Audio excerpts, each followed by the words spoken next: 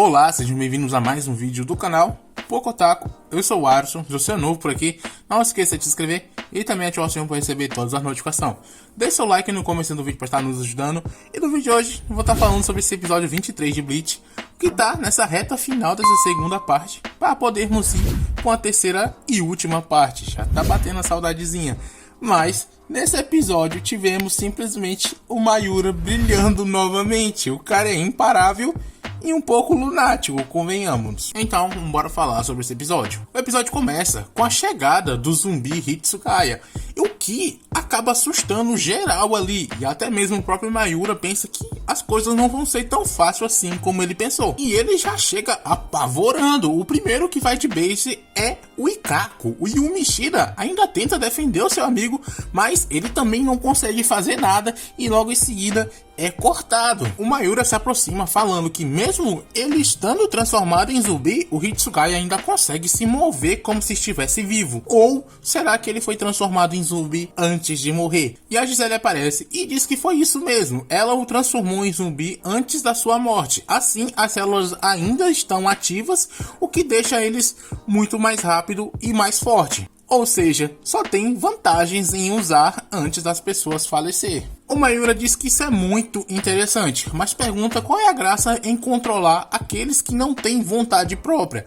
E a Gisele diz que não sabe, até porque ela não é sádica. Mas ela é, e ainda é pervertida em cima de tudo. Mas, voltando para o que interessa, o Arranca Bonitão se aproxima do Hitsugaya para enfrentar ele. O Mayura ainda tenta falar para ele sair de perto, mas já era tarde demais. E aquele Arranca acaba sendo cortado, ele não tem nem chance de clicar. O Mayura impede que ele sofra mais dano, mas dá uma bronca nele, deixando ele agonizando ali no chão, todo ferido. Ele se vira para o Hitsugaya e pede para ele não matar suas cobaias desse jeito. Mas ele sabe que é inútil falar com ele transformado em zumbi. E sabendo que não teria outro jeito a não ser enfrentar o zumbi Hitsugaya, ele se aproxima e diz que não é da sua índole ferir as pessoas sem o consentimento delas. Mas ele tem muitas drogas para testar no Hitsugaya e sabe que ele vai tomar, porque é para o bem do Sereitei. E o Mayura consegue ser bem assustador às vezes, porque a cara de psicopata que ele tá fazendo é impagável. Só tenho isso pra dizer, esse maluco é assustador e ele fica com essa cara o episódio inteiro. Tu sabe o que é isso? Com essa cara de psico o tempo todo? Assustador pra caramba. Os dois começam a sua luta e o Mayura começa a falar como se fosse o Hitsugaya, que tava impressionado que uma pessoa que só vive escondida em seu laboratório pode prever os seus ataques. Mas isso é porque ele implantou sensores na sua Ajizogidisu e ele foi criado para fazer contato com qualquer lâmina que se aproxime perto da espada. Assim, ele bloqueia qualquer ataque em sua direção. Muito simples. O Hitsugaya tenta atacar com a sua perna, mas o Mayura já tinha previsto isso e consegue se defender. O Capitão Hitsugaya ativa sua Bankai e consegue cortar o Mayura, finalmente conseguindo atingir ele. E quando a gente pensou, ferrou, acabam voltando pro começo, quando ele tava falando que tinha várias drogas para testar no Hitsugaya e que sabe que ele iria tomar porque é para o bem do Sereitei. Quando eu vi isso acontecendo, eu confesso que dei uma risada sincera, porque me lembrou uma luta contra um certo Arrancar aí, eu tenho certeza que vocês também se lembraram nessa ocasião. O Hitsugaya percebe que algo aconteceu e a cena toda é repetida, até as mesmas falas, mas dessa vez o Hitsugaya diz que o Mayura já falou isso pra ele e pergunta o que tá acontecendo. O Mayura fica surpreso por ver que ele consegue falar e isso é uma descoberta muito importante pra ele. O Hitsugaya ativa novamente a sua Bankai, matando o Mayura. E ali, ferido no chão, o Mayura diz que ele é realmente muito forte. E novamente, toda a cena começa do começo, de onde o Mayura tá falando que tem várias drogas para testar no Hitsugaya. Mas ele pergunta o que tá acontecendo ali, porque tudo tá muito estranho para o Hitsugaya. O Mayura dá as boas-vindas para ele e pergunta quantas vezes isso já aconteceu. O Mayura fala que as suas drogas são usadas por uma par de coisas, e aqui ele injetou no Hitsugaya faz com que ele veja o passado. Assim que ele passa de um determinado ponto, ele acaba retornando para o começo. E esse ponto é quando o capitão mata o Mayura, e com isso se cria um impasse. Ou ele não acaba com seu inimigo e segue em frente, ou ele ataca o Mayura e retorna para o começo. Ele explica também que essas drogas mexem com a parte do cérebro responsável pela memória. E assim a pessoa vivencia um passado muito recente. Mas quando esse passado se repete 10 vezes, começa a afetar a parte do cérebro que controla o equilíbrio do corpo. Então o Hitsugaya cai paralisado e ele vai ficar assim por 30 segundos. Ele pergunta se o Hitsugaya sabe quanto foi que ele deu essa droga para ele e que ele pode dar essa resposta no seu passado. Ele usa a sua espada no Hitsugaya, prendendo ele no chão e aplica no seu corpo outra droga. E outros 2 capitães e a tenente do próprio Hitsugaya aparece, também transformado em zumbis. Mas para eles não atrapalharem a sua pesquisa, o Mayura ordena que os arrancas lutem contra eles. E aqui a gente percebe a distância entre alguns capitães, onde um só pode ser enfrentado por outros capitães e outros pode ser enfrentado por uma arranca qualquer que já foi derrotado antes no passado. É triste essa história. E assim ele continua usando o Hitsugaya como um ratinho de laboratório. Então vamos até o Byakuya, que está enfrentando uns Quincy's. 3 de uma vez. Tá num 3x1 ali. E mesmo estando em total desvantagem, o Byakuya tá dando uma surra nele. E até mesmo o Quincy Carioca, que é aquele que usa a arma, ativando a sua Vorstand para tentar acabar logo com o Byakuya e ir atrás do Ichigo para acabar com ele, para depois ir até o Yurrabarra. Ou seja, aquele Quincy, ele quer pouca coisa, muita pouca mesmo. Mas ali, com aquele olhar frio e calculista do Byakuya, ele só ativa a sua Bankai, a Symbol Sakura Kageyoshi, e massacra aquele Quincy. Ele nem se move, ele fica ali paradinho, quietinho na dele, só ativa a Bankai e papum, acabou-se Quincy. Ali o Toto, que estava só observando, fala que todos eles são inúteis, porque já foram derrotados. E a Makala fala que, considerando as habilidades, faz sentido que apenas as 2 tenham sobrevivido. Ali o Toto pergunta se aquele cara é o mesmo que levou uma surra para o Asnod, porque se for ele mesmo, ele é forte pra caramba, e realmente o Byakuya tá monstruoso aqui. Ela pergunta aonde está o Pepe, porque os poderes dele são bem úteis numa guerra. A outra diz que aquele cara é muito nojento e que elas podem se virar sozinhas sem ele. O Shunrei aparece ali para ajudar o Byakuya, mas a luta já havia acabado, então não tinha o que ele fazer.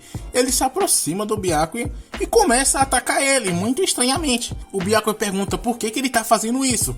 Ele é um inimigo disfarçado ou está sendo controlado? E era exatamente essa segunda alternativa. Ele estava sendo controlado pelos poderes do Pepe, o Stenritter L de The Lover. E como todos sabem, os Quincy's, eles são desgraçados. Então, esse não seria nada diferente dos outros.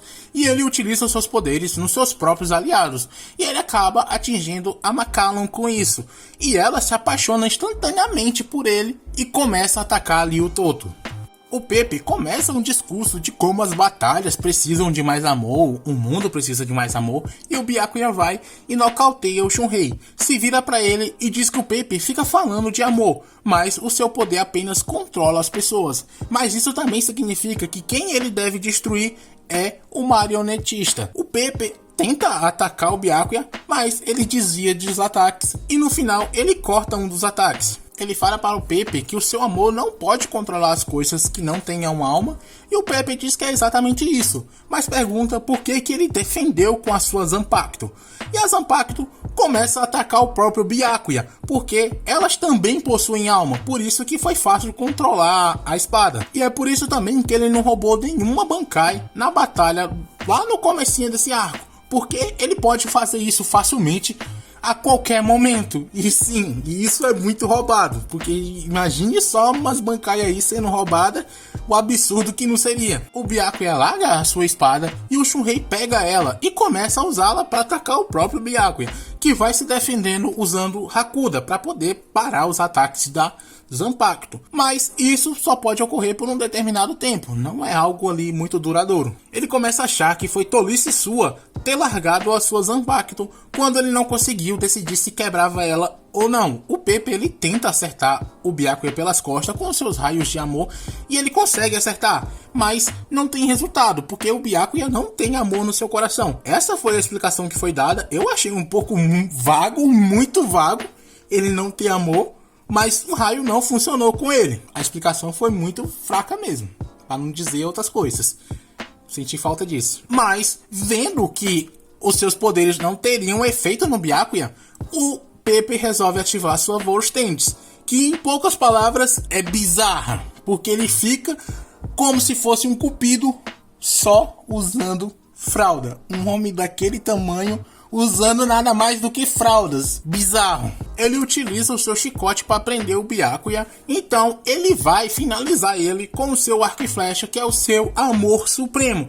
E é quando esse ataque é interrompido pelo Capitão Moguruma, que estava ali junto com outro capitão, que eu me recuso a pronunciar o nome daquele cara. Os dois ali também dão um jeito no próprio Shunrei. Então ele devolve a Zanpakuto para o Byakuya e o Mayura aparece, falando que aquela era realmente uma boa hora para encontrar um inimigo, para testar o seu novo esquadrão de zumbis. O Byakuya pergunta o que ele fez com os capitães e o Mayura diz que só salvou eles. E voltando um pouco no passado, é mostrado como que ele fez tudo isso, que basicamente ele misturou uma droga no sangue dos arrancas. E quando os zumbis entraram em contato com esse sangue, acabaram sendo infectados. Inclusive foi assim que o próprio Hitsugaya foi infectado lá no começo, só por curiosidade. E ele ali se vira para a própria Giselle e começa a falar com ela. Ele também explica que a quantidade de sangue para transformar uma pessoa em zumbi depende do nível da pressão espiritual dela. E se essa pressão espiritual estiver fraca, apenas uma gota de sangue diretamente no cérebro já é o bastante. Mas se essa pressão aumentar, a quantidade de sangue tem que ser maior. Por isso, ficaram com aquela cor estranha de pele, porque ali era o sangue que estava circulando por todo o corpo. E sabendo disso, o que ele fez foi alterar a composição desse sangue. Em outras palavras, ele tornou os zumbis que eram da Giselle em seus zumbis. E assim, ele termina de matar a Giselle. Finalmente, ela foi de base. O Byakuya diz que ele deveria ter apenas deixado eles morrerem com honra, mas para o Mayura é o dever do guarda da corte proteger o Seritei mesmo depois da morte. O Pepe ainda se levanta tentando usar os seus poderes nos zumbis, porque o seu amor é maior e mais forte que os zumbis da Giselle. Mas aqueles não eram os zumbis da Giselle, e isso não faz efeito nele. E o Pepe acaba sendo destruído pelo Moguruma, e o episódio se acaba com ele sendo devorado pelo Liu Toto. E resta saber o que ela vai fazer no próximo episódio e qual será o fim dela também, né? Porque o ápice tá se aproximando. E esse episódio só mostrou que o Mayura é mais preparado do que o Batman. O cara é simplesmente insano. Eu espero que vocês tenham gostado desse episódio. Se você gostou, deixe seu like no finalzinho do vídeo se você ainda não deixou. Comentem o que você achou. Assiste nossos outros vídeos. E no mais, era só isso. Espero vocês na próxima semana. Falou!